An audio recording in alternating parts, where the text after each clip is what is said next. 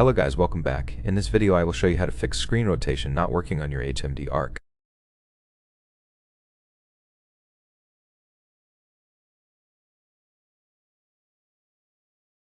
First, enable auto rotate in the quick settings.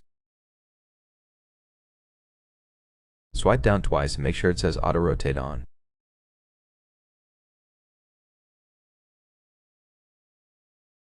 Now open an app to test if the gyroscope is working. As you can see, it works fine.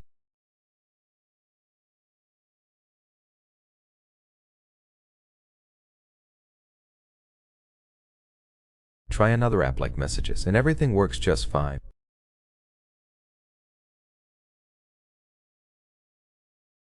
If it's not working for you, restart your phone. Hold the power button until you see the power menu, then tap Restart.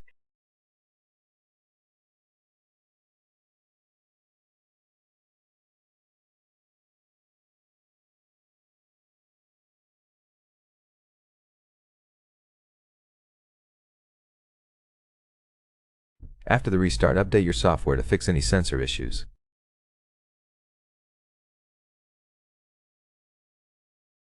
Go to Settings, scroll down to System, and tap System Update.